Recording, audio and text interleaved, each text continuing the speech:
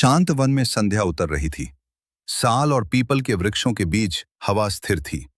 दूर से बहती नदी का मधुर स्वर सुनाई दे रहा था। उसी वन में ध्यान मग्न बैठे थे गौतम बुद्ध। उनके चारों ओर अनेक भिक्षु मौन में बैठे थे। एक वरिष्ठ भिक्षु ने हाथ जोड़कर प्रश्न किया, भगवान, आपने हमें दुख से मुक्ति का मार्ग बताया, पर भविष्य में जब लोग धर्म भूल जाएंगे तब इस संसार का क्या होगा? बुद्ध ने नेत्र खोले। उनकी दृष्टि करुणा से भरी थी, पर स्वर में गंभीरता थी।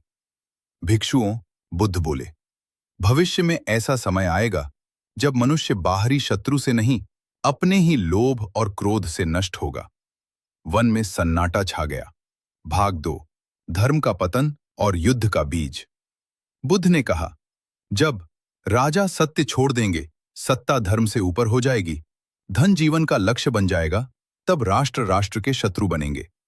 उन्होंने चेतावनी दी, युद्ध केवल शस्त्रों से नहीं होता, युद्ध मन में पहले जन्म लेता है। धीरे धीरे संसार ऐसा बनेगा जहां करुणा को कमजोरी और अहिंसा को कायरता समझा जाएगा। 7 दिनों का देश युद्ध, महायुद्ध। बुद्ध का स्वर और भी गंभीर हो गया। भिक्षुओं, वह युद्ध वर्षों नहीं चलेगा, केवल 7 दिन चलेगा, पर उसका विनाश युगों तक रहेगा। पहला दिन, आकाश से विनाश। आकाश में अग्नि फटेगी, नगर जलने लगेंगे। लोग ऊपर देखकर कहेंगे, मृत्यु आ रही है।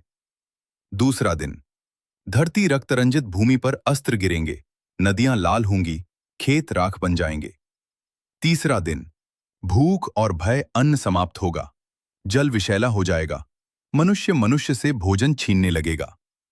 चौथा दिन, विश्वास का अंत, मित्र मित्र का शत्रु बनेगा, भाई भाई पर शंका करेगा, संबंध टूट जाएंगे। पांचवां दिन, प्रकृति का क्रोध धरती कांपेगी, आकाश धुएं से ढक जाएगा, सूर्य धुंधला पड़ जाएगा।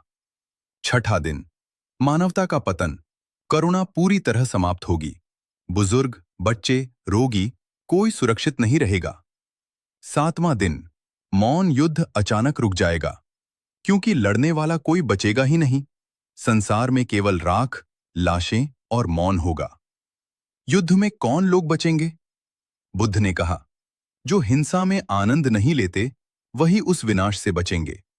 युद्ध के बाद जो बचेंगे वे होंगे जो वनों और गुफाओं में छिप गए, जिन्होंने शस्त्र नहीं उठाया, जिन्होंने झूठ, हत्या और चोरी छोड़ी। वे थोड़े होंगे, भयभीत होंगे, और मनुष्य की आयु घटकर 10 से 20 वर्ष रह जाएगी। वे कहेंगे, हिंसा ने सब छीन लिया।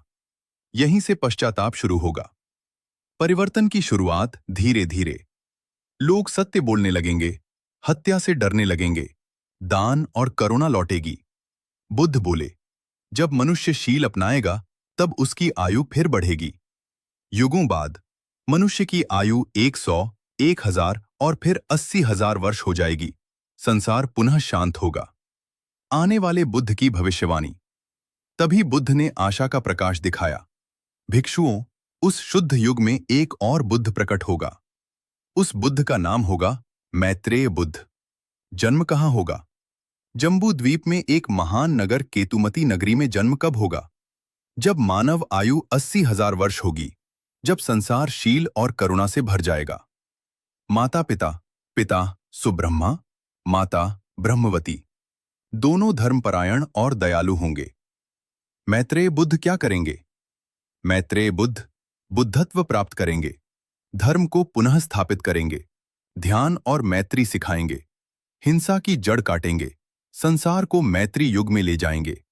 उनका धम्म भय से नहीं, प्रेम से चलेगा। गौतम बुद्ध की अंतिम शिक्षा। कथा के अंत में बुद्ध ने कहा, भिक्षुओं, भविष्य की प्रतीक्षा मत करो, शांति अभी संभव है। जो आज शील अपनाता है, ध्यान करता है, करुणा रखता है, वह उसी क्षण युद्ध से बाहर हो जाता है। बुद्ध का घम सुनने के लिए चैनल को सब्सक्राइब करें। नमो बुद्धाय। जय भीम।